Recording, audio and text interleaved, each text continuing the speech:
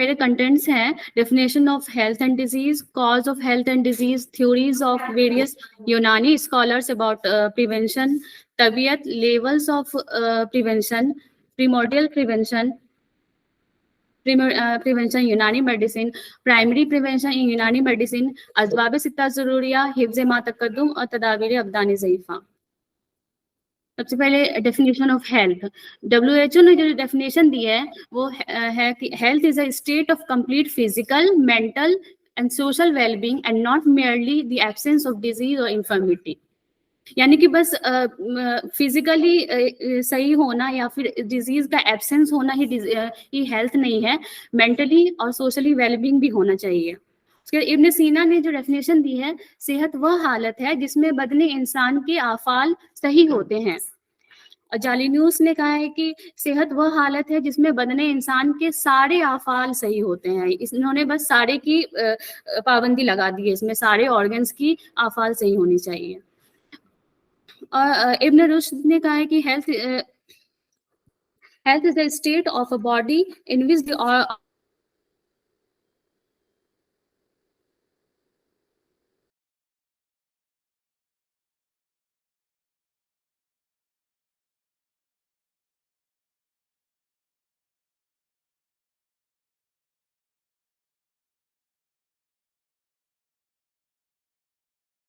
है, यानी जो ऑर्गन जो फंक्शन करेगी उसके वो जो है नॉर्मल होगा और वो हमारा जो बॉडी की नीड है उसके अकॉर्डिंग होगा वो फंक्शन।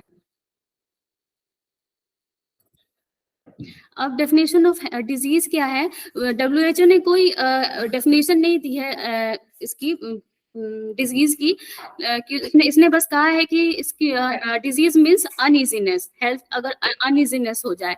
वेस्टर्न ने एक डेफिनेशन दी है जो कि है ये a condition in which body health is impaired, departure from a state of health and alteration of human body interrupting the performance of vital functions.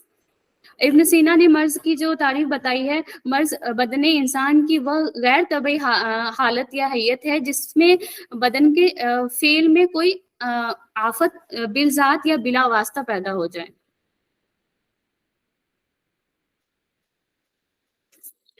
अब मॉडर्न के अकॉर्डिंग ह्यूमन बॉडी की जो हेल्थ और डिजीज जो है तीन तरह से क्लासिफाई किया गया है इसमें। बेसिक साइंस, क्लिनिकल साइंस और पॉपुलेशन मेडिसिन। पॉपुलेशन मेडिसिन के अंदर ही ये hygiene, public health, preventive medicine, social medicine और कम्युनिटी मेडिसिन आती है। और कम्युनिटी मेडिसिन ही अब न्यू टर्म दिया गया है इसके लिए, जिसमें जिसमें की सारी चीजें, ये हाइजीन, पब्लिक हेल्थ और प्रिवेंटिव मेडिसिन, सोशल मेडिसिन आ जाती है। गोल ऑफ मेडिसिन क्या है? To promote, preserve and restore health when impaired and minimize suffering and distress. यानी कि हेल्थ को प्रमोट करना वेरियस हेल्थ प्रोग्राम से, जैसे कि या मास और इंडिविजुअल एजुकेशन से हेल्थ को प्रिजर्व करना, और अगर डिजीज हो जाए तो इसको रिस्टोर करना और कॉम्प्लिकेशन से बचाना। और ऑब्जेक्टिव ऑफ प्रिवेंटिव मेडिसिन क्या है? टू इंटरसेप्ट और oppose the cause and disease process, यानी कि डिजीज के कॉज को प्री पैथोजेनेसिस या पोस्ट पैथोजेनेसिस किसी भी लेवल पे इसको प्रिवेंट करना। अब जो है यूनानी के अकॉर्डिंग इसके हेल्थ और डिजीज के चार चार कॉजेज हैं। पहला है असबाब मादिया, जिसमें ये आज़ा, अरवा, इखलात और अरकान आते हैं, यानी कि वह है जिसमें सेहत या मर्ज कायम रहते हैं। दूसरा है असबाब फ़ाइला, जिनकी वजह से बदन में कोई तगय्युर पैदा हो जाता है, जिसमें असबाब सित्ता ज़रूरिया या गैर ज़रूरिया आते हैं। उसके असबाब सूरिया, इसमें तीन है, मिजाज, कुआ एंड तरकीब। ये जब दुरुस्त होते हैं तो सेहत कायम रहती है, और अगर खराब हो जाए तो डिजीज हो जाती है। उसके बाद असबाब तमामिया, ये जो है आफाल, इसमें आफाल आती है।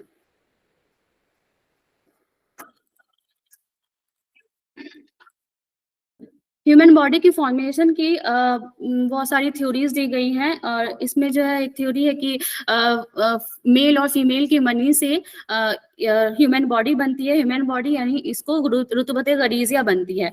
जब रुतबत गरीजिया बनती है तो शुरू में जो है ये सयाल और मरतूब होती है, लेकिन फिर धीरे धीरे जो इसके मनी में जो है मेल की मनी में अज़ा हवाइया और नारियत ज़्यादा होती है और फीमेल की मनी में अज़ा माइयत और अर्जियत ज़्यादा होती है। और इस वजह से अर्जियत और नारियत की वजह से इसमें सलाबत और पुख्तापन आ जाता है और जिससे बॉडी का फॉर्मेशन होता है। और इसकी यबूसत रुतुबत को यबूसत जो है ज़रूरी है, क्योंकि इसमें बॉडी की फॉर्मेशन के लिए ज़रूरी है ताकि उसमें कुआं भी पैदा हो। उसके बाद है और रुतबत गरीज़िया जो है कंटिन्यूअसली तहलील होती रहती है। ये जैसे मनी से रुतबत गरीज़िया बनती है और इसमें कंटिन्यूअस डिसोल्यूशन होते रहता है। फिर कंटिन्यूअस डिसोल्यूशन की वजह से है जो हरारत गरीज़िया जो है डिक्रीज़ होती रहती है, क्योंकि हरारत गरीज़िया जो है रुतबत गरीज़िया पे ही की वजह से कायम होती है। तो इस वजह से जब ये तहलील होगी तो हरारत गरीज़िया भी कम होती जाएगी। उसकी वजह से ज़ौफ़ हज़्म होता है। ज़ौफ़ हज़्म से जो है रुतबत गरीबा बनती है और ये जो है सारी मिलके जो है हरारत गरीज़िया को और ज़्यादा कम कर देती है और उसको बुझा देती है, फिर नेचुरल डेथ हो जाती है। और नेचुरल डेथ जो है इंसान के मिजाज और कुआ पे डिपेंड करती है। हर एक इंसान की जो है तहलील से रोकना, हर एक इंसान की तहलील को रोकने की हर एक इंसान में अलग-अलग कैपेसिटी होती है, जो कि उसके टेम्परामेंट, हरारत गरीज़िया और रुतबत गरीबा पे डिपेंड करती है, जो कि उसकी एक लाइफ स्पैन मुद्दत जो है उसको फिक्स करती है। अगर ये तबई मुद्दत होती है उसकी, जो कि उसके टेम्परामेंट, इन्नेट हीट या रुतबत गरीज़िया पे डिपेंड करती है।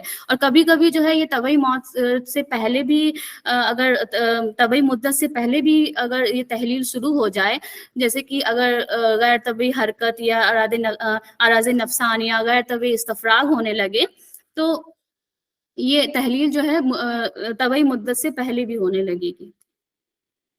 उसके बाद ये कॉज ऑफ डेसिकेशन है। 2 कॉजेज़ हैं डेसिकेशन के, जो हरारत गरीज़िया का तहलील होना या मुताफ़न हो जाना। ये दोनों जो है एक्सटर्नल और इंटरनल दोनों कॉजेज़ पे डिपेंड करती है।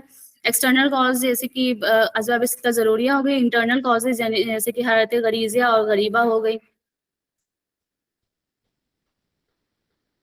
उसका तबीयत क्या है? तबीयत जो है तबीयत ही कहते हैं कि तबीयत ही असल मौलिज है, क्योंकि ये बदन की हिफाज़त करती है और ये मर्ज़ से लड़ती है, दवा और ग़िज़ा को बॉडी में एब्ज़ॉर्ब करवाती है। अ, अनवांटेड चीज़ें जो होती हैं, ये बदन से इसको दफ़ा कराती है और जो हमारी आदतें हैं, वही जो है तबीयत बन जाती हैं। अगर हमारी आदत के खिलाफ अगर कोई चीज़ अगर हम करने लगे तो वो मर्ज़ के सबब बन जाती है, और अगर उसके अकॉर्डिंग करें तो हमारा बॉडी सही रहता है। उसके बाद इल्म हिफ्ज़ सेहत जो कुलियात कानून में जो बताया गया है, जो कि इल्म हिफ्ज़ सेहत जो डील्स करता है prevention of human body by maintaining the 6 essential factors of life, जो कि उसको तबई मुद्दत तक पहुँचाए। ये जो है 2 कुआ पर डिपेंड करता है, कुव्वत तबिया या गाज़िया और कुव्वत हैवानिया। कुव्वत तबिया वो है जो बदन को ग़िज़ा का बदल मा तहल्लुल पहुँचाती है, और कुव्वत हैवानिया वो है जो रूह की बदल मा तहल्लुल पहुँचाती है। उसके बाद इसमें जो है गिलानी ने 3 तरीके बताए हैं हिफ़्ज़ान सेहत के, कि अगर रुतुबत को खुश्क होने से रोका जाए, बदन को उफ़ूनत से रोका जाए और बदल मा तहल्लुल पहुँचाया जाए। फिर दौसुल हिकमत में बताया गया कि डिजीज प्रोडक्शन के दो कॉज हैं, अखलात में कोई एबनॉर्मलिटी आ जाए या अखलात में कोई कंटामिनेशन हो जाए, और इसके प्रिवेंशन के दो कॉज बताए हैं कि फूड इनटेक जो है हमारी बॉडी के अकॉर्डिंग, मतलब तबीयत के अकॉर्डिंग लिया जाए, और अनवांटेड प्रोडक्ट को एलिमिनेट किया जाए। उसके बाद किताबुल मंसूरी में है कि आज़ा की ऐसी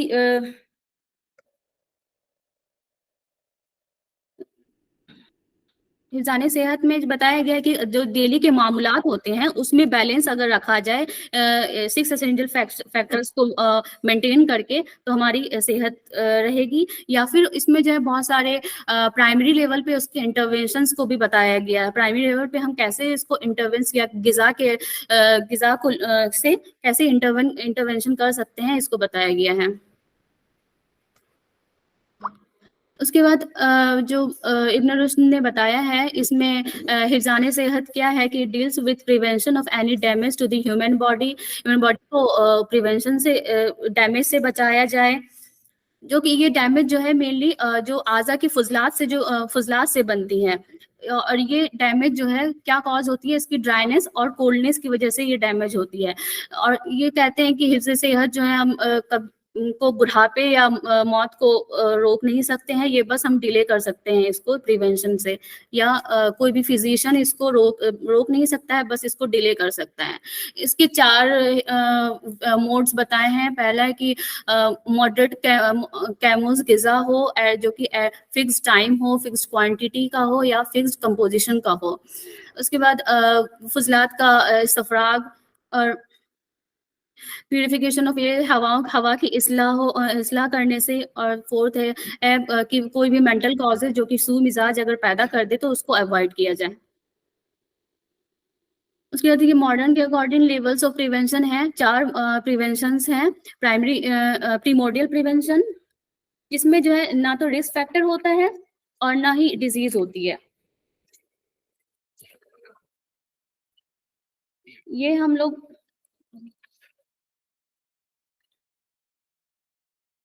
ये जो है लाइफस्टाइल मॉडिफिकेशन से कर सकते हैं, इसमें जो है मास इंडिविजुअल और मास एजुकेशन से कर सकते हैं।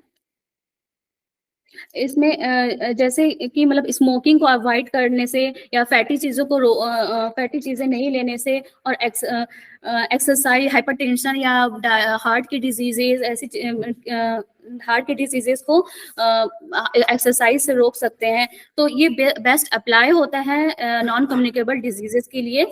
ये बेस्ट अप्लाई होता है प्रीमोर्डियल प्रिवेंशन। उसके बाद प्राइमरी प्रिवेंशन में ये है कि रिस्क फैक्टर तो मौजूद हो, लेकिन डिजीज उसमें अभी नहीं आई हो, रिस्क फैक्टर आ गया हो, तो इसको जो है रोक सकते हैं हेल्थ प्रमोशन से या स्पेसिफिक प्रोटेक्शन से। हेल्थ प्रमोशन में ये है कि उसको हेल्थ एजुकेशन किया जाए, लाइफस्टाइल चेंज किया जाए, एक्सरसाइज और डाइटरी मॉडिफिकेशंस किए जाए, न्यूट्रिशनल इंटरवेंशन या फूड फोर्टिफिकेशन किया जाए, सेफ वाटर और हाउसिंग प्रैक्टिस किया जाए। स्पेसिफिक प्रोटेक्शन में जैसे वैक्सीनेशन होता है, कॉन्ट्रासेप्शन यूज करते हैं, मलेरिया को रोकने के लिए मॉस्किटो नेट लगाते हैं, न्यूट्रिशनल सप्लीमेंट्स देते हैं, और टूथ डिके के लिए डिफ्लोरेशन ऑफ वाटर करें, और मिल्क में पास्चराइजेशन करें, मिल्क से जो भी डिजीजेस फैलती हैं उसके लिए पास्चराइजेशन करें। उसके बाद बैकिक को रोकने के लिए जो है माइनस डेस्क जो होती है वो लगाया जाए। उसके बाद प्रेगनेंसी में एंटी डी आरएच इनकॉम्पेटिबिलिटी को रोकने के लिए एंटी डी लगाया जाए,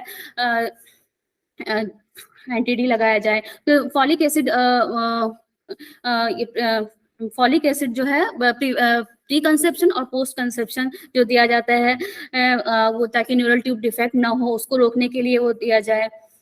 और मेटर्नल डायबिटीज मेलाइटस और थायराइड डिस्फंक्शंस को रोकने के लिए, ताकि जो है कोई कॉन्जेनिटल मालफॉर्मेशन ना हो जाए, उससे प्रिवेंशन, बच्चे की प्रिवेंशन के लिए उस मदर को एक्सरसाइज या ऐसे वो किया जाए कि उसको डायबिटीज ना हो या थायराइड डिस्फंक्शन ना हो।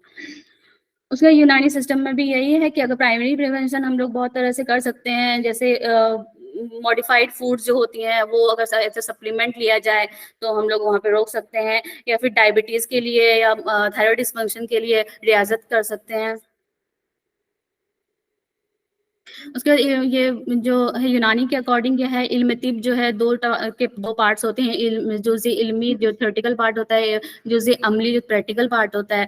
जुज़ई अमली में इल्मुल इलाज और इल्म हिफ्ज़ सेहत होता है, और इल्मुल इलाज वो है मतलब knowledge of treatment of diseased person, और इल्म हिफ्ज़ सेहत knowledge of preventive measures of healthy person. इसके 3 लेवल्स हैं, हिफ्ज़ान सेहत, हिफ्ज़ मा तक़द्दुम, तदाबीर अब्दान ज़ईफ़ा। हिफ़्ज़ान सेहत यानी कि एक परफेक्टली हेल्दी पर्सन की जो प्रिवेंटिव मेजर्स लिए जाएँ और ताकि उसकी जो है हेल्थ रिटेन रहे।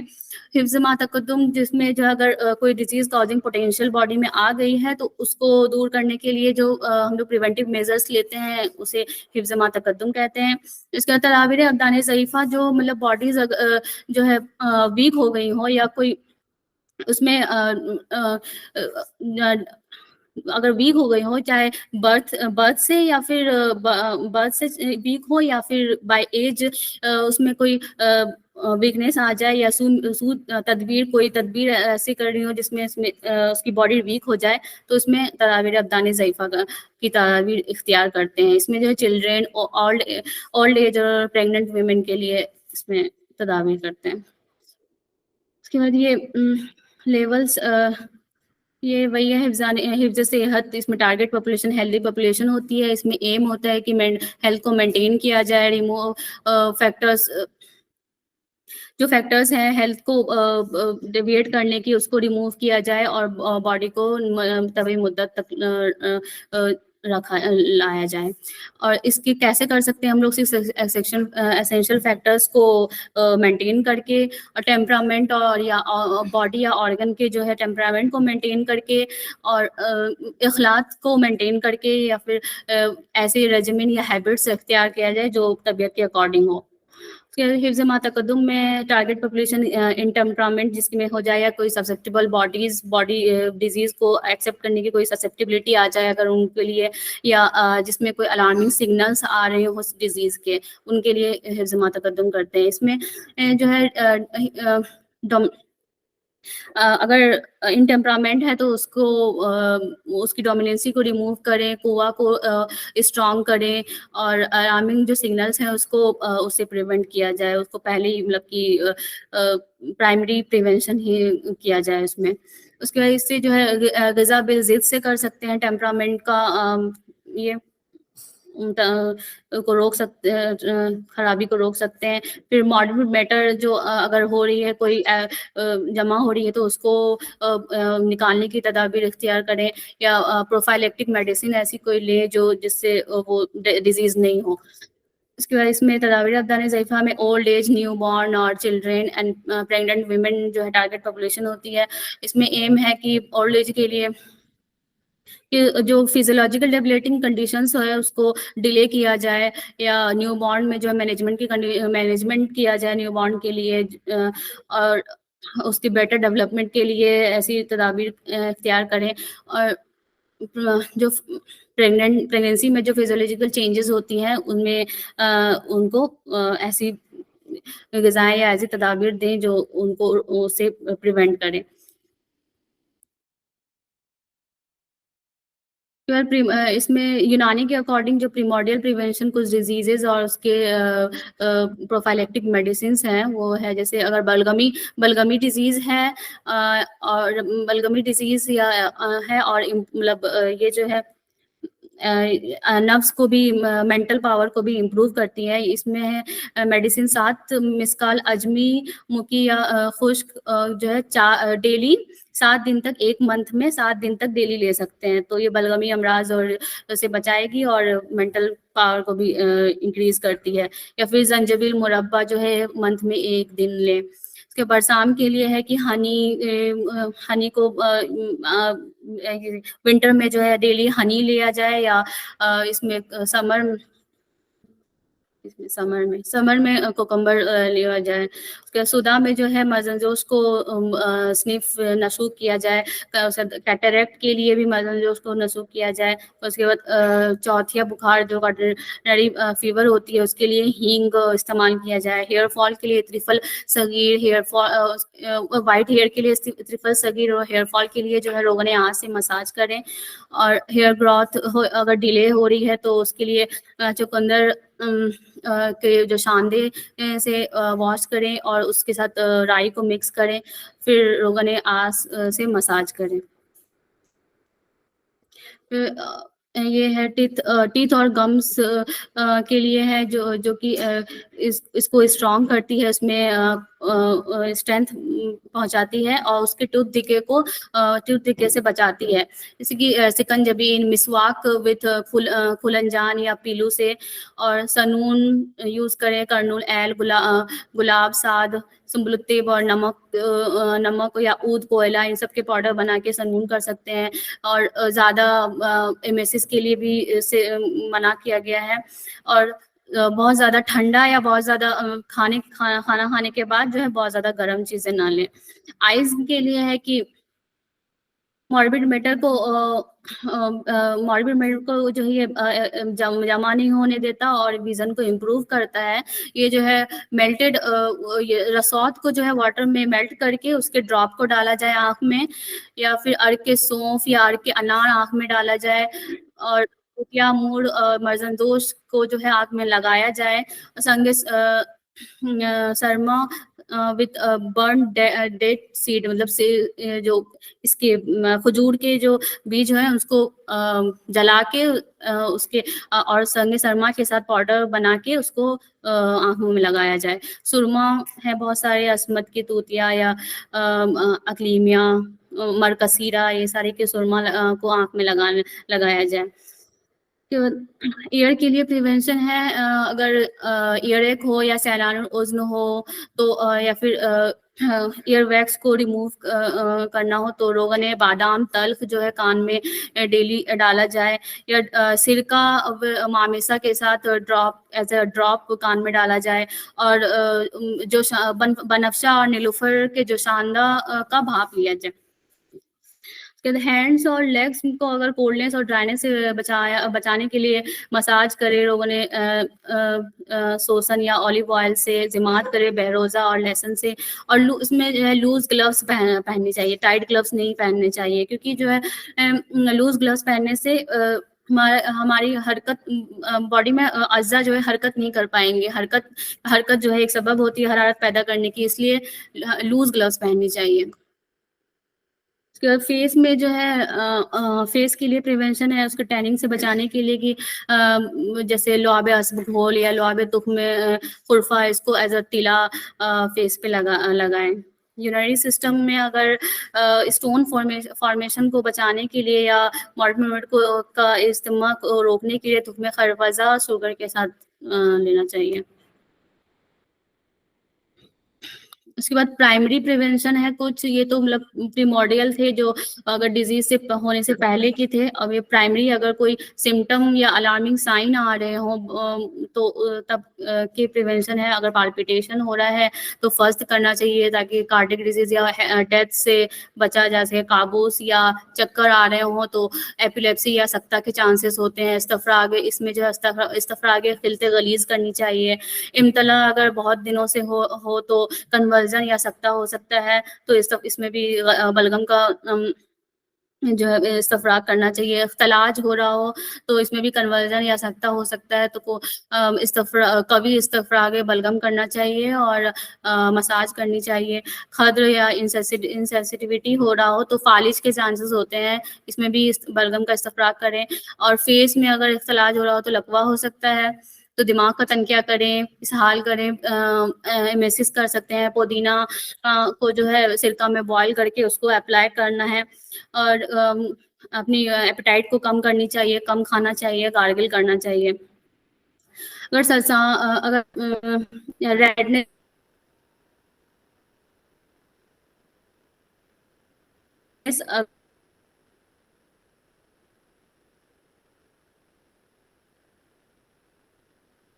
अगर आंखों में रेडनेस हो, आंसू आ रहे हो,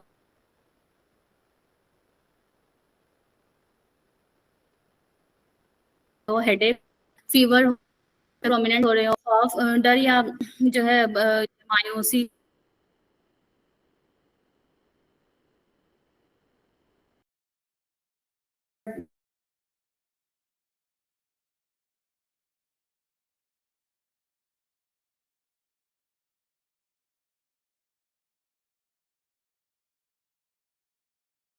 के साथ उसको बॉईल करके उसको खाना चाहिए। पानी जो बॉईल होगा उसको भी पीना चाहिए, और चने को भी खाना चाहिए।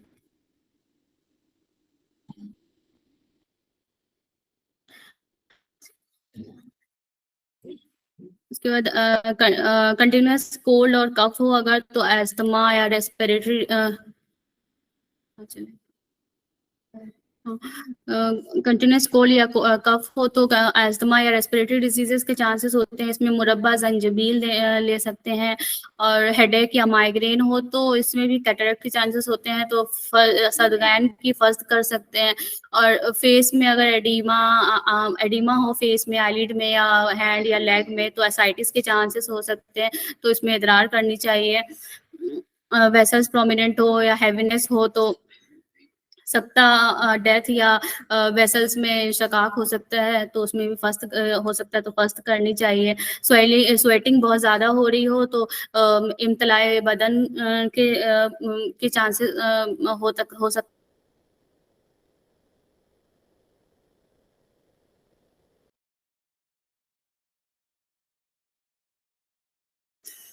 और अगर स्मेल बहुत ज़्यादा आ रही हो इसमें पसीने में, तो फीवर के चांसेस होते हैं। इसमें इस्तफराग सफरा, मतलब सफरा का गलबा है, इस वजह से स्मेल आ रही हो तो इस्तफराग सफरा करनी चाहिए।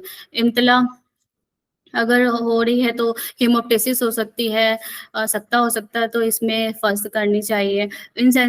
सेंसिबिलिटी या इम्तला या मूवमेंट जो है कम हो रही हो तो फर्स्ट या छींके लानी चाहिए, गार्गल करना चाहिए। अगर टिनिटस कोई आवाजें सुनाई दे रही हो तो इसमें हियरिंग लॉस हो सकता है, तो इस्तफराग करनी चाहिए। ब्रेन में अगर बलगमी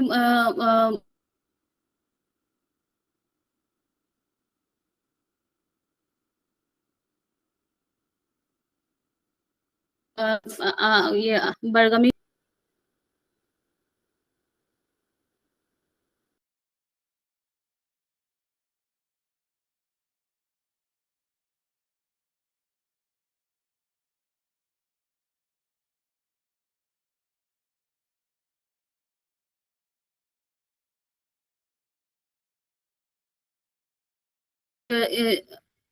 अगर मैदे में कोई मवाद जमा हो तो फ्लैचुलेंस हो सकता है, जॉइंट पेन, हेमरॉइड, तो इस हाल करना चाहिए। यूरिनरी सिस्टम में कोई मवाद जमा हो रहा हो तो हिपैटिक पेन एंड एन्यूरिया हो सकता है, तो इसमें जो है बीखे करफ्स या बीखे राजियाना का जो है जो शानदार लेना चाहिए।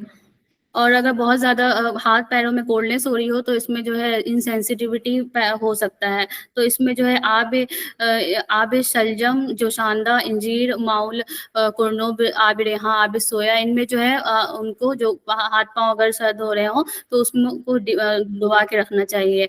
और फायर से दूर रहना चाहिए, एक्सरसाइज और मसाज करनी चाहिए।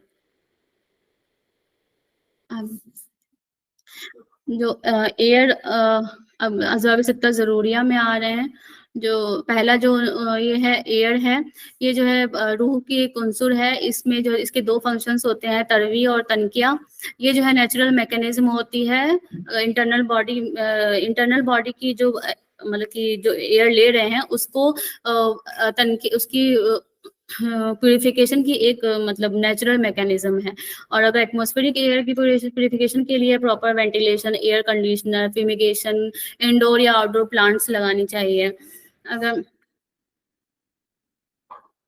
प्योर एयर वो है जो कि मॉडरेट हो, प्योर हो, उसमें कोई अनवांटेड मैटर ना हो, और टेम्परामेंट जो टेम्परामेंट है उसके अकॉर्डिंग हो, तो उसको ये हवाए मुहित कहते हैं। इसमें जो है 2 तरह की तगैयारात होती है, तगैयारात तबई और गैर तबई। तबई में जो है सीज़नल जो वेरिएशंस आती हैं वो तबई में आएँगे। गैर तबई में गैर तबई में जो है मुज़ादा और गैर मुज़ादा आती हैं। सीज़नल वेरिएशंस में जो है सीज़न्स की अलग-अलग जो होती है, रबी, समर, गर्मा, खरीफ और सरमा में जो सरमा है, इसमें अलग-अलग डिज़ीज़ेज़ होती हैं।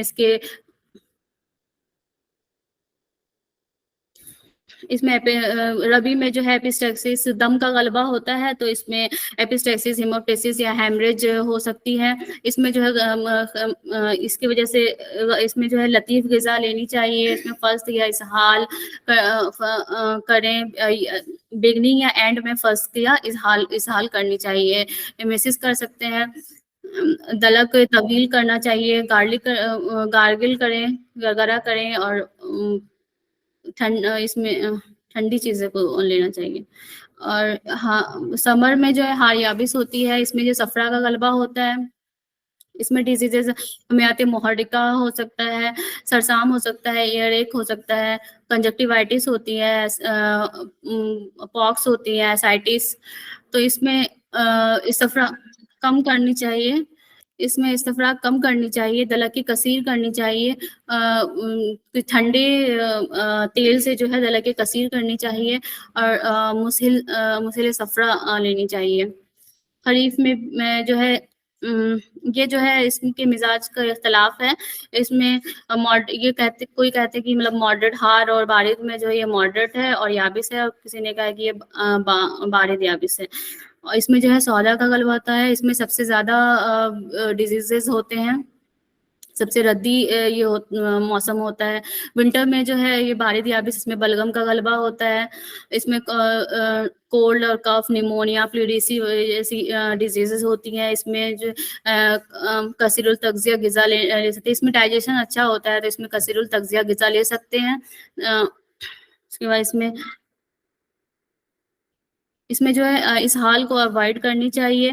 फुकना कर सकते हैं। दलक के कवी गरम तेल से दलक के कवी कर सकते हैं।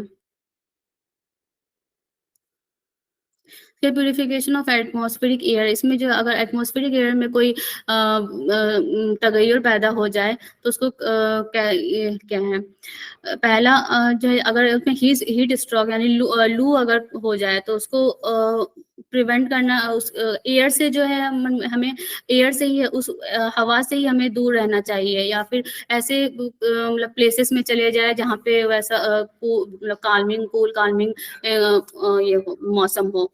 उसके बाद सूदिंग इफ़ेक्ट्स वाले मेजर्स इस्तेमाल करने चाहिए, जैसे काफ़ूर और यबरूज को सूंघना चाहिए। संदल और अर्क के गुलाब को इसमें चेस्ट में अप्लाई करना चाहिए। और अनियन जो है छाछ में सोक करके उसको खाना चाहिए, और छाछ को भी पीना चाहिए। रोगन बादाम, रोगन कद्दू, रोगन गोल को जो है पानी के साथ हाँ, नहीं, रोगन बादाम को जो है नाक में डालना चाहिए, और ये जो है रोगन कद्दू, रोगन गोल, इसको वाटर में मिला के पीना चाहिए। से वबा किसे कहते हैं, जो मतलब इन्फेक्शन या उफ़ूनत, वेटिएशन या फ़साद कोई हो जाए, या अल्टरेशन या बिगाड़ उसमें कुछ आ जाए, तो या फिर उसके रूहे रूहे मिज़ाज के अपोज़िट अगर कोई मिज़ाज पैदा हो जाए, तो उसको वबा कहते हैं।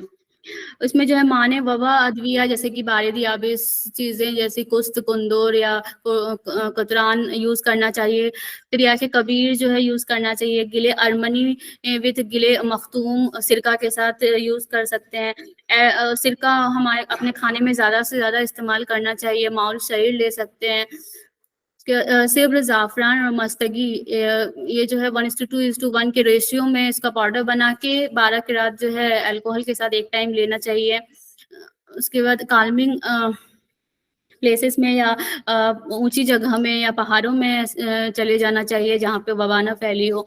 जो अच्छी खुशबूदार चीज़ें सोनी चाहिए, और फ्यूमिगेशन या भपारा जो है सात सात कॉफ़ी रोज़, संदल, हब्बुल आस और काफ़ूर के जो है फ्यूमिगेशन करनी चाहिए।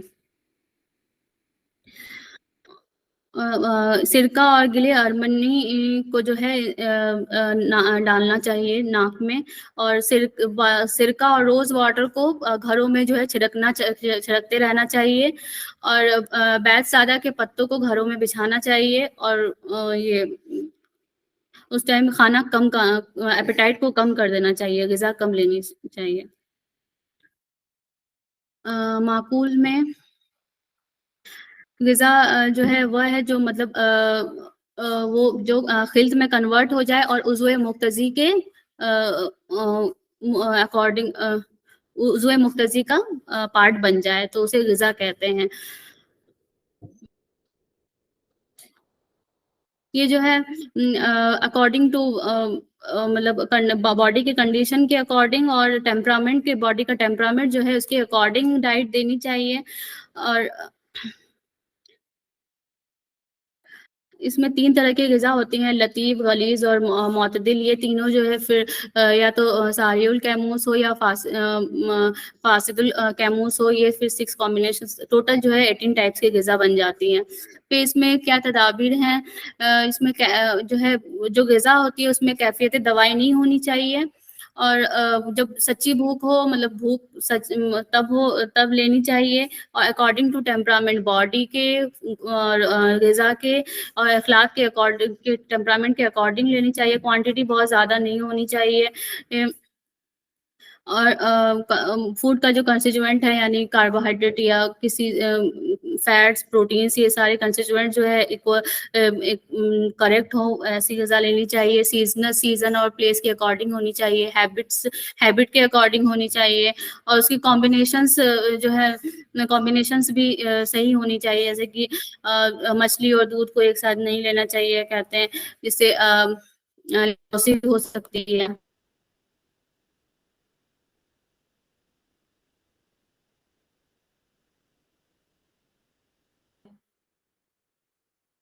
नहीं होती है, लेकिन ये मेटाबॉलिज्म में हेल्प करती है,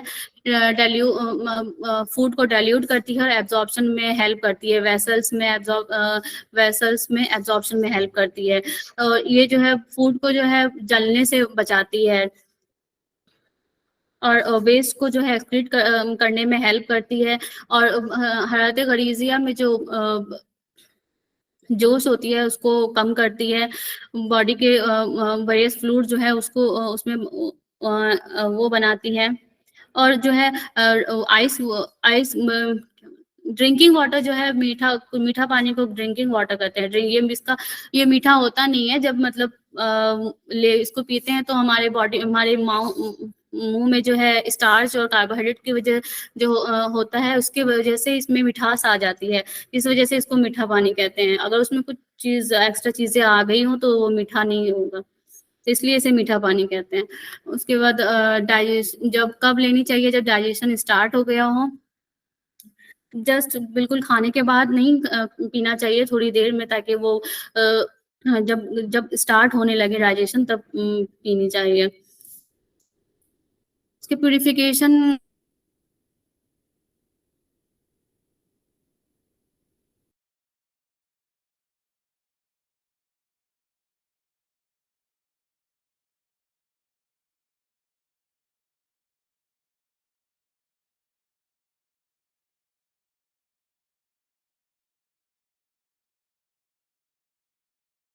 रखते हैं और दूसरी तरफ एक बर्तन रखते हैं, और एक सिरे से दूसरे सिरे में पानी ये होके फिल्टर होके आता है।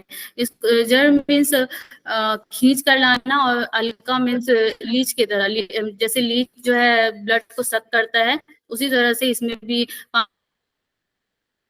जुड़ बिलल का कहते हैं।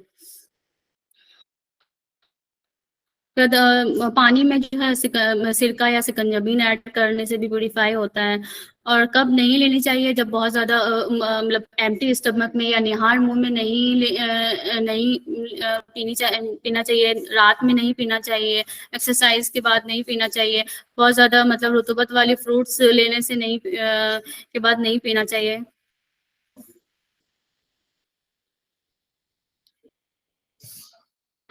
उसके बाद ये ग़िज़ा के अकॉर्डिंग कुछ प्रोग्राम्स को कैसे हम लोग मतलब यूनानी सिस्टम को जो है अ,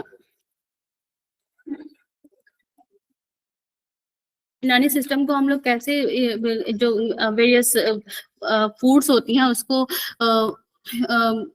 प्रोग्राम से कैसे जोड़ सकते हैं, ये मैंने बनाया है। इसमें जैसे ट्यूबरक्लोसिस है, उसमें जो है ये बकरी की दूध और बार्ले वाटर, वेजिटेबल्स जैसे कि बोकरू और कुकुम्बर के लीव्स का जो साग होता है उसको अगर खाएँ, या माउल लहम लेने से, वाटरमेलन, पोमेग्रेनेट, ग्रेप्स, ये आलू बुखारा, एप्पल, टर्मेरिक, टर्निप, माउल अस्ल, ये सारी चीज़ें जो ट्यूबरक्लोसिस में के लिए बेनिफिशियल होती है। इसको, इन सारी चीज़ों को हम लोग रिवाइज़ नेशनल ट्यूबरक्लोसिस प्रोग्राम, जो कंट्रोल प्रोग्राम जो है, इसमें ऐड कर सकते हैं ताकि अ, इससे प्रिवेंशन हो सके।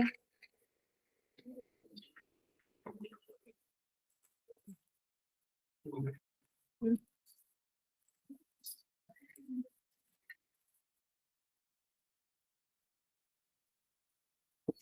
उसके बाद वर्म इन्फेस्टेशन, जिसमें कि काले चने को जो है सिरका में डुबो कर रखते हैं रात भर, फिर सुबह जो है इसके सिरका और काले चने को खाते हैं निहार मुँह, तो वो वर्म इन्फेस्टेशन में वर्म को जो है किल करता है। तो इसको नेशनल गिनी वर्म इरेडिकेशन प्रोग्राम में इंटीग्रेट कर सकते हैं। तो फाइलेरिया में जो है ये भेड़ का गोश्त या बथुआ या अंडे की जर्दी लेते हैं ताकि वो इससे बचने के लिए, तो इसको नेशनल फाइलेरिया कंट्रोल प्रोग्राम में ऐड कर सकते हैं। और डिफिशियंसी या एनीमिया अगर हो, एनीमिया में जो है माउल फवाके, माउल बकौल, माउल लहम, फालूदा, हरीसा, ये सारी चीज़ें जो है डिफिशियंसी या एनीमिया में हेल्पफुल होती है। तो जो एक राष्ट्रीय बाल स्वास्थ्य कार्यक्रम है, जो कि ये नेशनल रूरल हेल्थ मिशन का एक प्रोग्राम है, उसमें ऐड कर सकते हैं। इसमें ये है कि इसका एम है कि डिफिशियंसी और डिसेबिलिटीज़ को रोकना है। मैनेजमेंट करना है, और इसमें 4 डीज़ आती हैं: defect of birth, defect by birth, diseases of childhood, deficiency and disability. तो इस वजह से इसको डेफिशिएंसीज़ को में ये हेल्पफुल है, तो इसमें राष्ट्रीय बाल स्वास्थ्य कार्यक्रम में ऐड कर सकते हैं। उसके बाद फेब्राइल कन्वर्जेंस या एपिलेप्सी में जो डाइट्स हैं, जैसे बार्ले वाटर, चिकन सूप, और एपिलेप्सी में फ्राइड मटन, अनियन, गार्लिक, राई, बाकला, कैबेज, ये जो है इसको भी राष्ट्रीय बाल स्वास्थ्य कार्यक्रम में ऐड कर सकते हैं, क्योंकि ये इसमें कि 40s में जो है डिसेबिलिटी आ रही है, तो इस वजह से इसमें ऐड कर सकते हैं। और ये चाइल्डहुड की डिजीजेज़ हैं, तो इसलिए। उसके बाद फीवर में जो है इस फीवर की डाइट, जैसे वेजिटेबल जो कि कोल्ड और मॉइस्ट हो, मटन, चिकन, और ऐसी डाइट जिसमें विनेगार हो या ऑलिव ऑयल, शुगर से बनी हुई विनेगार या आलमंड ऑयल। तो ये जो है नेशनल वेक्टर बॉर्न डिजीजेस, जिसमें कि मलेरिया, चिकनगुनिया, डेंगू, ये फाइलेरिया, काला आजार है, इसमें इंक्लूड कर सकते हैं, क्योंकि इसमें फीवर, इसमें फीवर आता है, तो फीवर को रोकने के लिए कर सकते हैं। वेक्टर को तो नहीं रोक रहा है, लेकिन मतलब जो फीवर आ रहा है उसको रोक सकते हैं।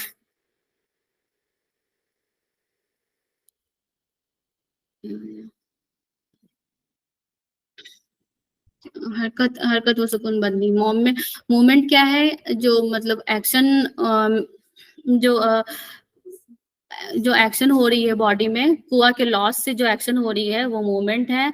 ये जो है कुव्वते दाफिया के फंक्शन को कंप्लीट करवाती है और वेस्ट और फुजलात का डिसोल्यूशन और रिमूव करवाती है। हरारत गरीजिया को भड़काती है, जो कि मतलब इस वजह से हरारत गरीजिया का बदल मतहल्लुल कह सकते हैं कि बदल मतहल्लुल पहुंच रहा है इसको हम मूवमेंट से, हरारत गरीजिया को।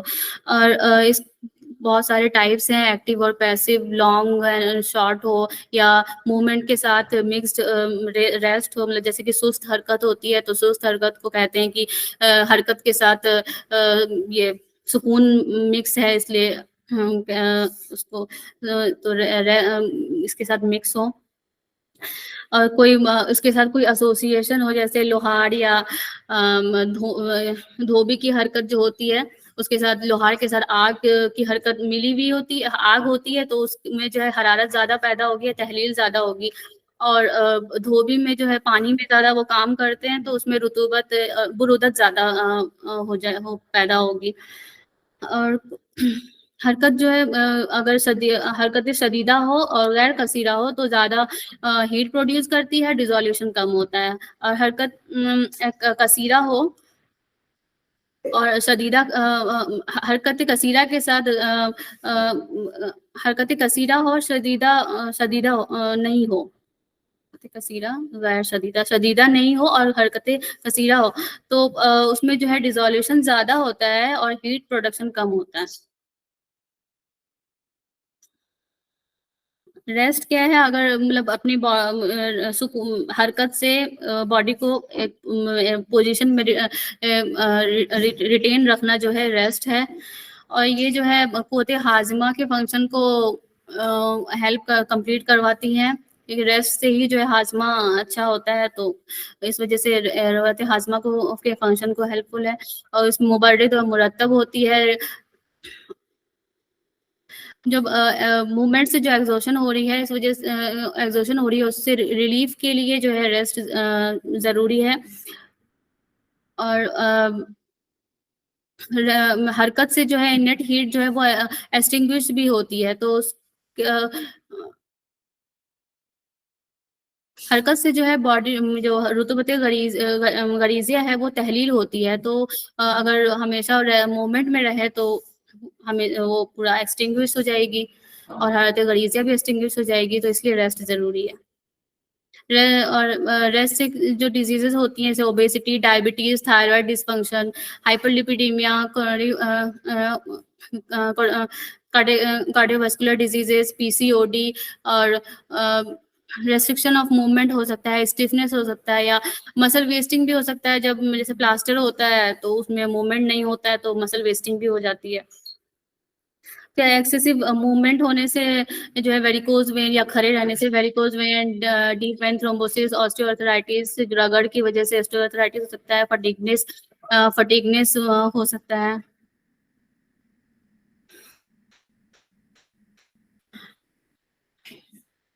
रियाजत को कहते हैं कि ये हेल्थ की जो है ये जामिन होती है। इसी की वजह और वॉलेंट्री मूव ये जो है एक वॉलेंट्री मूवमेंट है, जो जिसकी वजह से जो है लंबी और पैदर पे सांस लेने की जरूरत होती है। ये भी जो है मॉर्बिड मेटल्स को रिमूव कराती है, वेसल्स में ऑब्स्ट्रक्शन को रिमूव करती है, बॉडी को लाइट करती है और फरहत बख्शती है, जॉइंट्स और लिगामेंट्स, नर्व्स को कवी करती है, और मादी और मिजाजी डिजीजेस से भी ये बचाती है।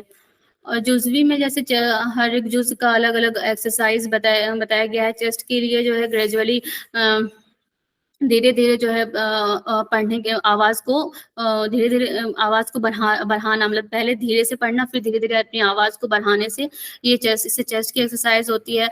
और सांस को रोके रखने से एक्सरसाइज चेस्ट की एक्सरसाइज होती है। बलून फुलाने से जो है चेस्ट का वॉल्यूम बढ़ता है। उसके ऑल्फैक्टरी में है कि अच्छी चीज़ें सुनना, म्यूज़िक सुनना, उससे ऑल्फैक्टरी एक्सरसाइज होता है। ऑप्टिक में जो है बहुत बारीक मतलब हुरूफ अगर पढ़ें तो उससे भी आँखों की एक्सरसाइज होती है अच्छी। सीनरीज देखें तो उससे भी होती है।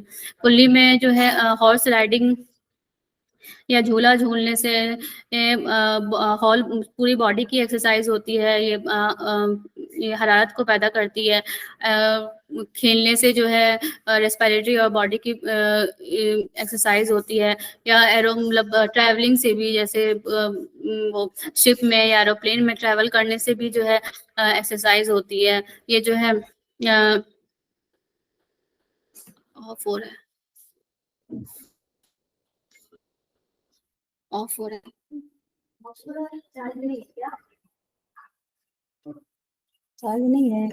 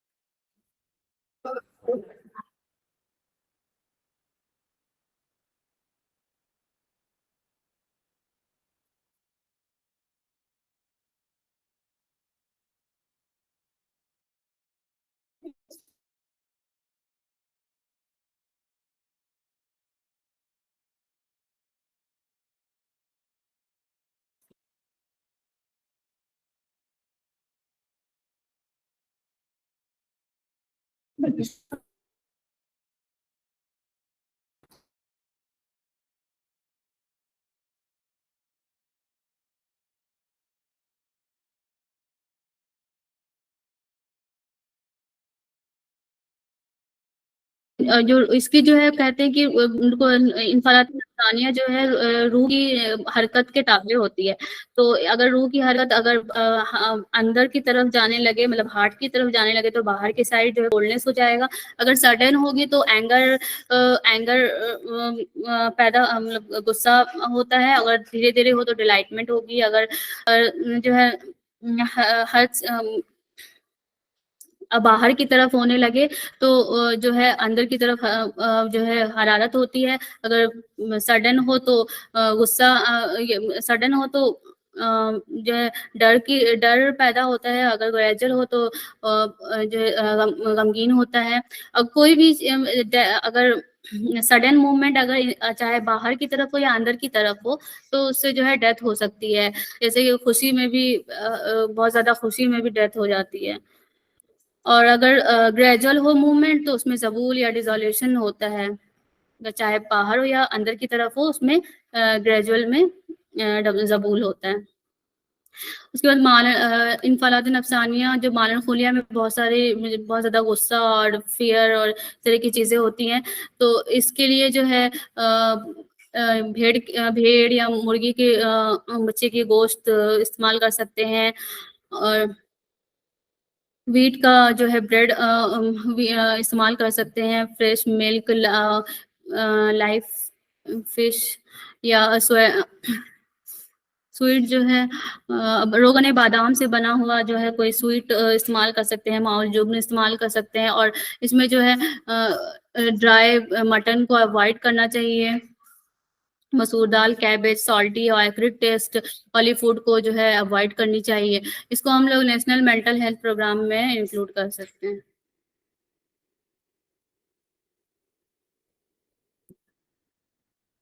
तो नॉर्मल एग्जाम में जैसे स्लीप भी जो है रेस्ट के के तरह होता है। इसमें भी तरतीब ज्यादा होती है। तो इसमें और बहुत ज़्यादा अगर स्लीप हो तो कुव्वत नफसानिया को जो है ये वीक कर देती है। इसमें इसके पैसेजेस, रूह नफसानिया के जो पैसेज है, इसमें लैक्सिटी और रतूबत पैदा करती है, जिसकी वजह से कुव्वत नफसानिया जो है वीक हो जाती है। और और कुव्वत तबीयत को जो है ये मतलब कमी करती है, जिससे जो है इननेट हीट जो गरीजिया जो है वो प्रिजर्व रहता है। इसकी बेनिफिट्स है कि ये थकान को दूर करती है, सफरा गैर तबई को रोकती है। वेस्ट जो हमारी स्किन की सुपरफिशियल जो वेस्ट होती है, इसको ये रिमूव करती है। मेंटल पावर और इंटेलेक्ट नफ्स को जो है ये इंक्रीज करती है। बेस्ट स्लीप वो है कि जो डीप हो, कंटिन्यूअस हो और मॉडरेट ड्यूरेशन का हो। वो बेस्ट स्लीप है। जानिनोस के अकॉर्डिंग अगर नींद में कमी हो रही हो, जैसे इंसोम्निया या कुछ हो रहा हो, तो जो काहू दे सकते हैं। काहू मिलने इन्होंने ओल्ड एज के लिए कहा है कि ओल्ड एज में दे सकते हैं। उसके बाद हमाम जो है, सोने से पहले हमाम कराना स्लीप को इंड्यूस कराता है। उसके बाद सर में जो है हल्का गर्म पानी डालने से, जैसे नुतूल होता है, डालने से उससे भी स्लीप इंड्यूस होता है। जागना या वह जो है, इससे जो है ड्राइनेस पैदा होती है, और खून जो है पेरिफेरल ऑर्गन की तरफ डेविएटेड होती है, और डिसोल्यूशन इसमें ज़्यादा होता है, और ये जो है ब्रेन और पावर को जो है वीक कर देती है, एपेटाइट को इंक्रीज करती है। इस्तफराग व एहतबास, ये जो है हिफ्ज़ सेहत, इस्तफराग मतलब कि जो हमारे बॉडी की वेस्ट मटेरियल है उसको बॉडी से निकालना, उसको इस्तफराग है। अगर एहतबास मतलब कि जो हमारे बॉडी के लिए जो बेनिफिशियल चीज़ें हैं उसको बॉडी में रोक के रखना है, एहतबास है। गैर तभी इस्तफराग वो होती है जो मतलब जो चीज़ें हमें गैर तभी इस्तफराग वो है जो गैर तभी जो चीज़ें हमारी बॉडी में रहनी चाहिए, जो बेनिफिशियल है, वो अगर रिमूव होने लगे तो वो गैर तभी इस्तफराग है। और अगर जो चीज़ें हमें हमारी बॉडी में जो वेस्ट फुजलात होती हैं वो अगर बॉडी में रह जाए तो गैर तभी एहतबास है। उसके बाद ये रियाजत, दलक और हमाम जो है, ये ways of removal of waste है, फुजलात को रिमूव करने के तरीके। या फिर कोई ड्रग गैर मुतदिल मिजाज के लिए या ओल्ड एज के लिए जो है ड्रग से इस्तफराग कर सकते हैं।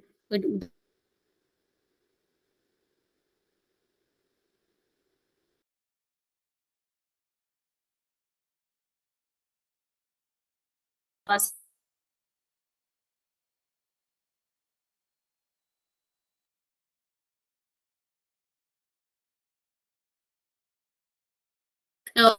इसका फुसला, पसीना, जो मैल कुचैल होती है बॉडी में वो, और बुखारात होती हैं, उसको जो पसीने डायफ्रोसिस से रिमूव कर सकते हैं। और हज़्म उरूकी जो है, इसका फुसला जो है उसको फस्द या डायफ्रोसिस से इस्तेफराग कर सकते हैं। उसके बाद अगर मैदे में अगर एहतबास होने लगे यानी कब्ज होने लगे, तो इसके कॉज अगर इन टेम्परामेंट ऑफ स्टमक हो, उस मिजाज जो है उसका स्टमक का बिगड़ गया हो, तो उसको बिलजिद ग़िज़ा अगर दें टेम्परामेंट के, तो सही हो सकता है। उसके बाद अगर सफ़रा की कमी हो जाए तो एहतबास होने लगता है, तो उसमें लौ के ख़यार शंबर दे सकते हैं। इस्तफ़राग अगर ज़्यादा इस्तफ़राग हो जाए, लूज़ मोशंस हो जाए, तो ये जो है ज़ौफ़ हज़्म की वज़ह से होता है, तो जवारिश दे सकते हैं, और ज़रिश दे सकते हैं, या फिर इंक्रीज़ होने लगे, इन सफ़रा का इंक्रीज़ होने की वज़ह से अगर लूज़ मोशंस हो तो सुमाकिया दे सकते हैं। यूरिन अगर कम हो जाए, तो ये जो है हरारत की वजह से हो सकता है, तो अर्क गुलाब या अस्पघोल दे सकते हैं, हमाम करा सकते हैं, रेस्ट कराना चाहिए। उसके बाद अगर ज़्यादा होने लगे, तो ये जो है यूरिनरी ब्लैडर मसल्स के वीकनेस की वजह से होता है। इसमें जो है शाह बलूत या हब्बुल आस को इस्तेमाल कर सकते हैं। तो काबिज़ ग़िज़ा दे सकते हैं। मिल्क और मरतूब जो वेजिटेबल्स हैं इसको अवॉइड करना है। सुमिज़ाज बारिद की वजह से भी हो सकता है, तो उसको सही कर सकते हैं। विद स्वेटिंग अगर कम हो जाए तो हमाम करा सकते हैं। एक्सरसाइज कराएँ, सीड्स बात जो है बाबुना, नाखुना, मर्ज़नजोश के जो सांदे से एक्सरसाइज करा सकते हैं। इस्तफ़राग बलगम की वजह से जो है की वजह से जो है स्किन पोर्स बंद हो जाती हैं। तो इसकी वजह से अगर स्वेटिंग नहीं हो रहा हो तो इस्तफ़राग बलगम कर सकते हैं। उसके बाद सर में, दिमाग में अगर फ़ुज़ला का इस्तेमाल होने लगे, और जिसकी मतलब दिमाग का फ़ुज़ला जो है वो सलाइवा या एयर वैक्स होता है।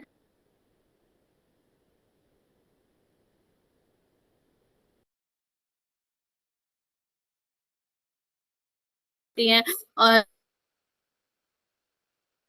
जो है सो वेपराइज़ेशन करना चाहिए। और फिर गार्गल करना चाहिए सिकंजबी और गर्म पानी से।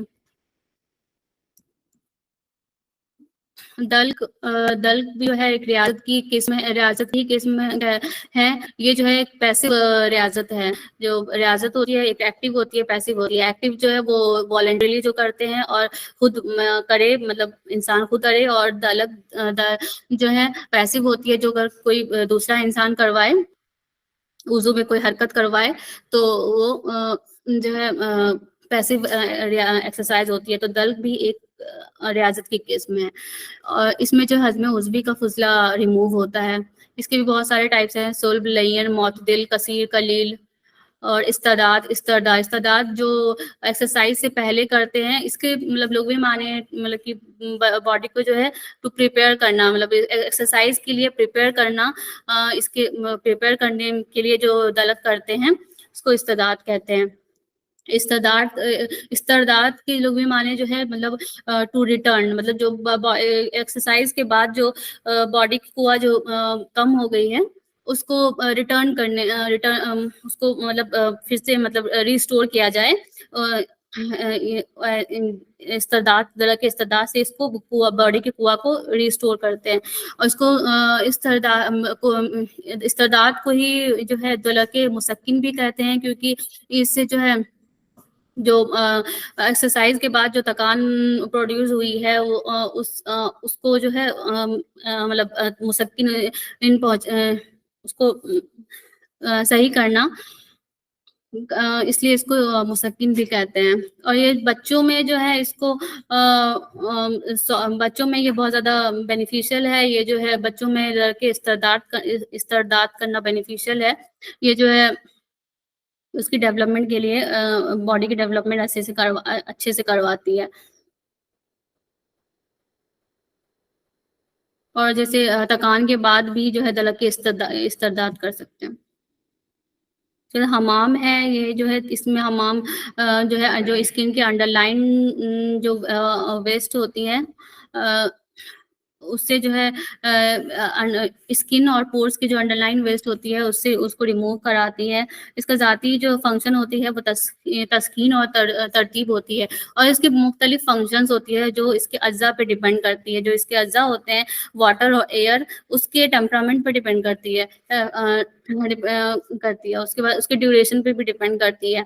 तो इसमें जो है कोल्डनेस और ड्राइनेस भी प्रोड्यूस हो सकता है। और टाइमिंग क्या है कि खाने से पहले करनी चाहिए, या फिर अगर जो अगर बॉडी को मतलब लागेर बॉडी अगर बॉडी को फरबा बनाना हो तो खाने के बाद करनी चाहिए।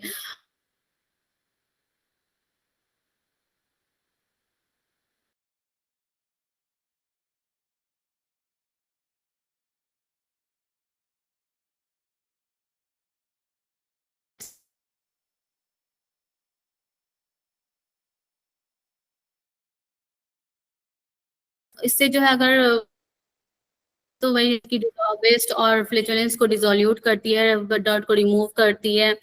और ये जो है विस्कस मैटर में जो है ये नोज पैदा करती है, और एक ऑर्गन से दूसरे ऑर्गन में इसको गिराती है, और नर्व्स को डायलेट करती है, बॉडी को जो है फूड के लिए प्रिपेयर करती है।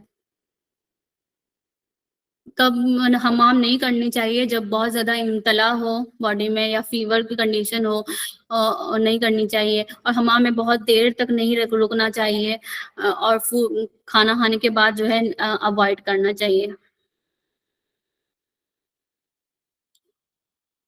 अब जो है फर्स्ट के जो है कुछ मतलब वेन्स है, जिसके उसके एप्लीकेशंस को मैं कहाँ-कहाँ कब अप्लाई करते हैं। अकल को जो है हेड और फेस के डिजीज़ेज़ के लिए डिज़ीज़ हो तो अकल का फर्स्ट करते हैं। और सिफेलिक वेन का जब हेडेक, बैकएक या शोल्डर पेन में जो है सिफेलिक वेन का फर्स्ट करते हैं। अगर हैजान खून हो तो बासलीक का फर्स्ट करते हैं। इसको जो है तनव्वुर बदन भी कहते हैं। और अकल को जो है सरारू कहते हैं, या फिर मोस्ट सेफ वेन तो अकल को कहते हैं, लेकिन महफूज रग जो है साफैन को कहते हैं। और उसके बाद ओसैलम जो कि थर्ड मेटाकार्पल वेन है। अगर राइट हैंड की करें तो लीवर डिजीज और बलगमी अमराज के लिए करते हैं। और लेफ्ट साइड में जो है स्प्लेनिक डिजीजेस के लिए लेफ्ट हैंड की ओसैलम को का फर्स्ट करते हैं। चार रग जो है जिसको सफ्टैन कहते हैं, इंफ्रालेबियल वेन होती है, उसको जो है गम्स और टीथ को उसमें को स्ट्रॉन्ग करने के लिए इसका फर्स्ट कर सकते हैं। सतगैन जो टेम्पोरल वेन है, ईयर में कोई डिजीज हो, कोई लीजन हो तो उसके लिए कर सकते हैं। जुगदा जो ये जबान के नीचे जो वो होती है, एक वेन होती है, उसको हकलाहट में कर सकते हैं। अगर कोई हकला रहा है तो उसमें फर्स्ट इसका कर सकते हैं। उसके बाद साफेन ग्रेट सिफिलिस वेन होती है, ये एमिनोरिया थाइपेन में इसका फर्स्ट कर सकते हैं, इसको महफूज रख कहते हैं। अब जो है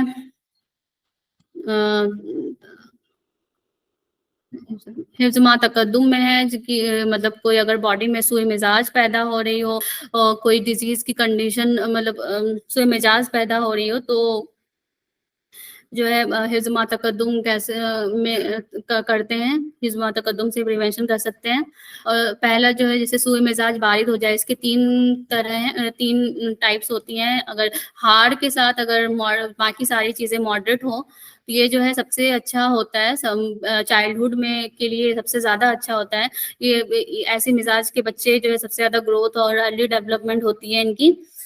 इसमें जो है रियाज़त मुसक्किना कर सकते हैं, लाइट और मॉडरेट मसाज कर सकते हैं, और ल्यूक वार्म वाटर से मतलब नहाना चाहिए, हमाम की ज़रूरत नहीं है। तो ग़िज़ा जो है एटलीस्ट 2 टाइम लेनी चाहिए। और अगर तादील मिजाज अगर चाहते हैं तो बिलज़िद ग़िज़ा दें, और अगर हिफ्ज़ सेहत चाहे तो सेम ग़िज़ा अगर हिफ्ज़ सेम ग़िज़ा देनी चाहिए। फिर हार याबिस अगर हो, जो बच्चे मतलब ये वाले मॉडरेट होती हैं, हार हो और बाकी सारी चीज़ें मॉडरेट हो, तो ये मतलब जवानी के बाद जो है इसमें हार याबिस के हो जाते हैं। तो इसमें ये जो है इसमें तरतीब और तबदीद देनी चाहिए। इसमें मतलब सफ़रा की पैदाइश होती है, इस तरह आगे सफ़रा करनी चाहिए। इसहाल या कै जो है तमर हिंदी, बनफशा, हलेला, ज़र्द, इन सारी लबलाब, इन सारी चीज़ों से इस तरह आगे सफ़रा करें। हमाम ज़्यादा करनी चाहिए, माउल शरीर लेनी चाहिए और एक्सरसाइज कम करनी चाहिए। और हरारत के साथ अगर ये बुरूदत हो तो ये जो है सबसे ज़्यादा इन्फेक्शन इनमें हो सकता है। तो कवी और सरी एक्सरसाइज करनी चाहिए, मसाज जो है और सख्त और कसीर करनी चाहिए। और हमाम जो है खाने से पहले हमाम करनी चाहिए। ग़िज़ा बारिद याबिस लेनी चाहिए। दिमाग में फुज़लात का इस्तेमाल हो रहा हो तो स्नीज़िंग छींके लानी चाहिए। गार्गिल जो है मस्तगीब, तुरबुत और आखिर करहा की जो गार्गिल करनी चाहिए। और ऑब्स्ट्रक्शन या इन्फेक्शन को रिमूव करनी चाहिए। और रबी में जो है बहुत ज़्यादा इनको प्रिकॉशन लेनी चाहिए। इस्तफ़रागे आम या मतलब कि फ़स्त कर सकते हैं।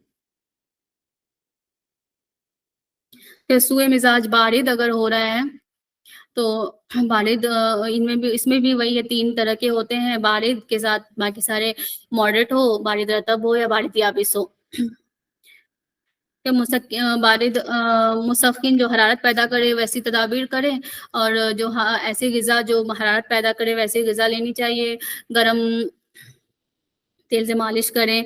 मक़सद बालिद रतब वाले जो है हरारत और यबूसत प्रोड्यूस करने के मेजर्स इख्तियार करें। हमाम को अवॉइड करनी चाहिए इन्हें, और ज़्यादा एक्सरसाइज करनी चाहिए। बारिद याबिस जो है वो हॉट और ड्राइनेस प्रोड्यूस करती है, मसाज करनी चाहिए, रियाज़त मुसक्किना करनी चाहिए, और ज़्यादा सोना चाहिए। और इसमें जो है सौदा की ज़्यादा प्रोडक्शन होती है तो इस्तफ़रागे सौदा करें, जैसे हलेला जात, बिस्फायर, जो गुलाबी नबीज़, इनसे जो है इस्तफ़रागे इस्तफ़रागे सौदा करनी चाहिए।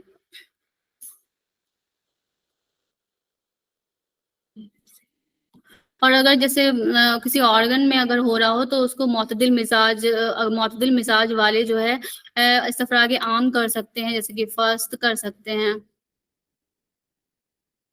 उसके बाद तदाबीर अब्दान ज़ईफ़ा में आते हैं, जो कि न्यूबॉर्न और चिल्ड्रन के लिए होता है। पहला न्यूबॉर्न चिल्ड्रन है, तो मैनेजमेंट जस्ट मतलब आफ्टर बर्थ जो मैनेजमेंट करते हैं, सबसे पहले अम्बिलिकल कॉर्ड को कट करते हैं, फिर उसको धागे से बांधते हैं, फिर उसमें जो है कपड़े को गर्म करके ऑलिव ऑयल किया हुआ कपड़े को गर्म करके उसमें रखते हैं। और इस दमुल अखमैन, अंजरूत, उशना और ज़ीरा के पाउडर को जो है इसमें छिड़कते हैं, और माउथ को जो है क्लीन करते हैं, स्किन को जो है स्ट्रेंथन और टाइटन करने मतलब उसमें टाइट करने के लिए जो है सॉल्ट वाटर उसमें अप्लाई करते हैं। उसके बाद ऐसे सॉल्ट जिसमें चुभन ना हो वैसे सॉल्ट यूज़ करते हैं।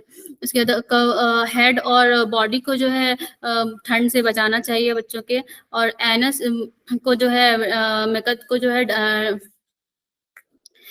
डायलेट करना चाहिए, ताकि उसके फुजलात जो होते हैं फुजलात वो जल्द से जल्द बाहर निकल जाएँ।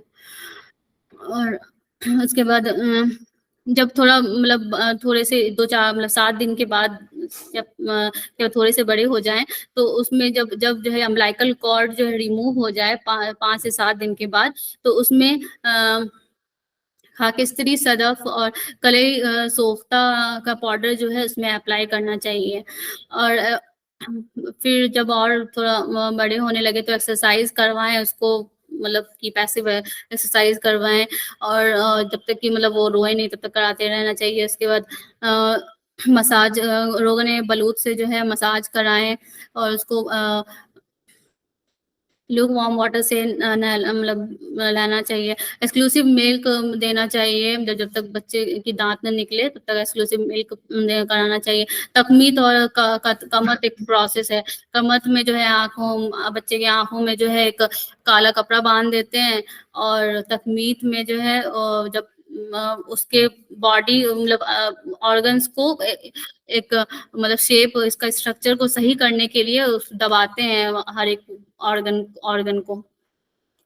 ये ठीक है। उसके बाद जब थोड़े बड़े होने लगे 3 साल के बाद, तो बच्चे में जो है बहुत ज़्यादा इन्फालात नफ़्सानियाँ पैदा होती हैं।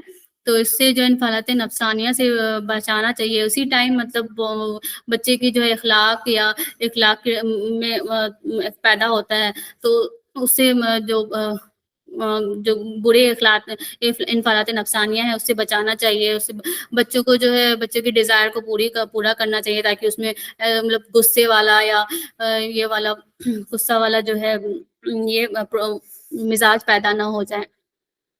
उसके बाद यही मतलब तादील अखलाक ही जो है सेहत नफ्स और सेहत बदन का इस टाइम में मतलब तादील अखलाक सबसे मोस्ट इम्पॉर्टेंट होता है, अखलाक उसके अखलाक को। उसके बाद जब बच्चा सुबह जगे तो उसको पहले हमाम कराएँ, फिर उसको खेलने दें, फिर थोड़ी लाइट चीज़ें खाने दें, और फिर मतलब इसको खेलने पे ज़्यादा फ़ोकस किया गया है कि इसको अच्छे से खेलने दें, फिर अच्छे ग़िज़ा दें।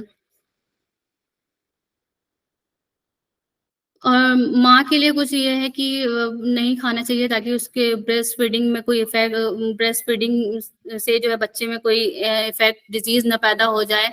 उसको जो है मुलत्तिफ़ और चरबरी ग़िज़ाएँ नहीं खानी चाहिए, इससे जो है बच्चे में एपिलेप्सी और रैशेज़ पैदा हो जाती हैं। अगर मिल्क जो है बहुत ज़्यादा विस्कस है, तो उससे जो है एपिलेप्सी और बॉडी मतलब इतना लागिर होता है, तो अगर विस्कस मिल्क है तो माँ को जो है सिकंजबीन लेनी चाहिए, और एक्सेसिव फीडिंग भी नहीं करानी चाहिए, एक बार में बहुत ज़्यादा नहीं फीडिंग करानी चाहिए। अगर बहुत ज़्यादा फीडिंग करेगा तो बिल्कुल बॉडी में भारीपन पैदा हो जाएगा, लेज़ीनेस पैदा हो जाएगा, और बच्चा जो है डेवलपमेंट नहीं हो पाएगी उससे, वो ज़्यादा हरकत नहीं कर पाएगा। रैशेज़ बच्चे में अगर रैशेज़ हो जाएँ तो जो बढ़ के झाव या बढ़ के खुरनुब के जो शांदे से उसको नहलाना चाहिए, और अस्फ़ीदज की और मोम को मिला के उसका मसाज कराना चाहिए। सैनानुल उज़्न अगर हो रहा हो बच्चे को, तो वाटर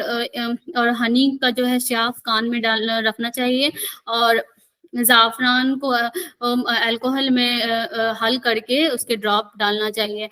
कफ़ हो रहा हो अगर बच्चे तो लौंग के पंबा दाना देने चाहिए।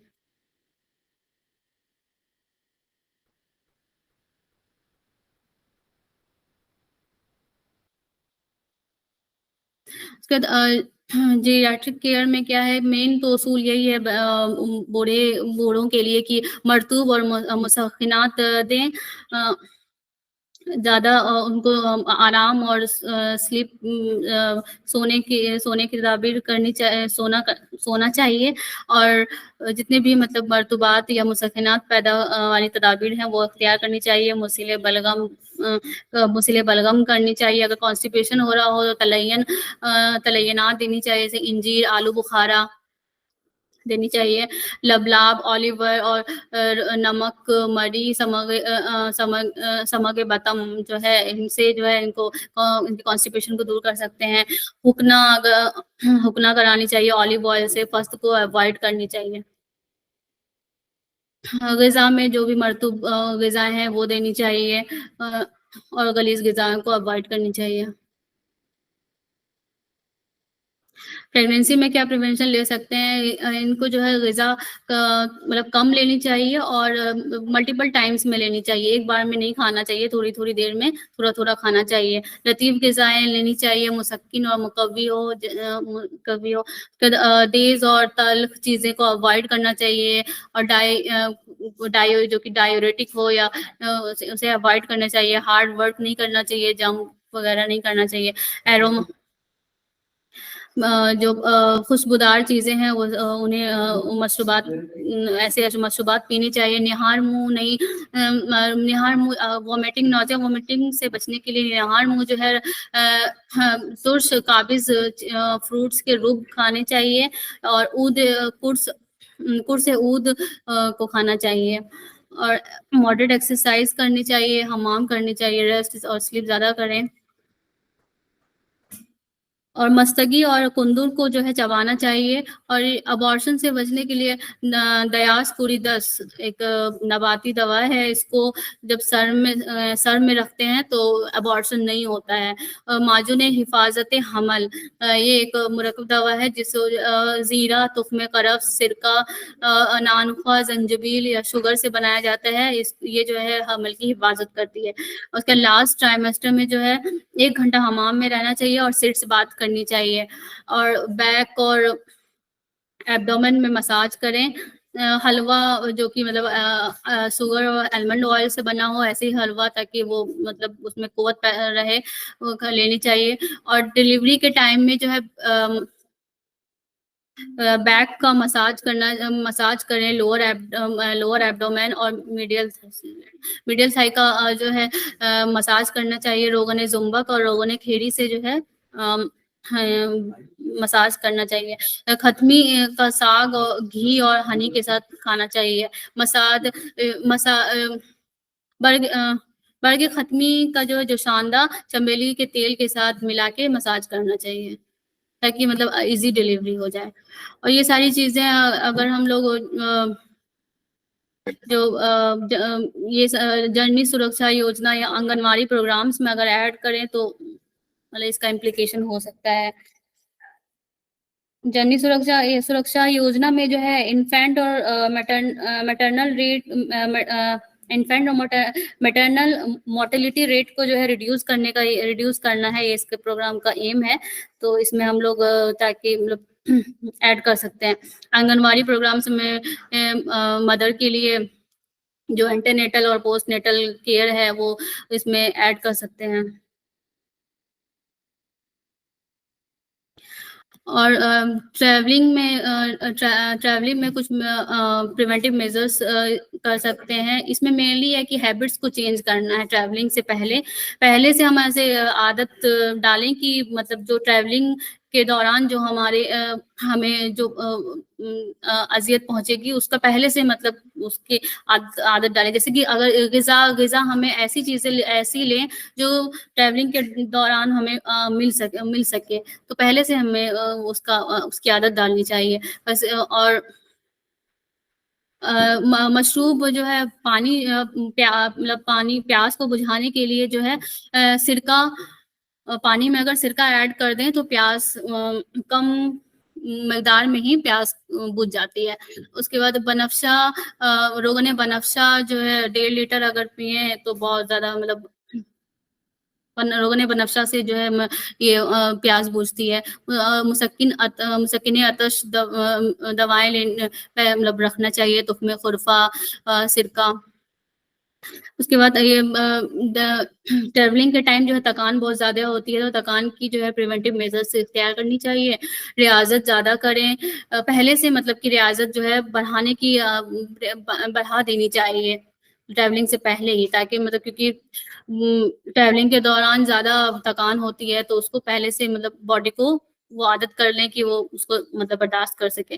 फिर ज़्यादा से ज़्यादा जागने की और कम बोलने की आदत इख्तियार करनी चाहिए। ये मेरे रेफरेंसेस हैं कुलियात कानून। Thank you.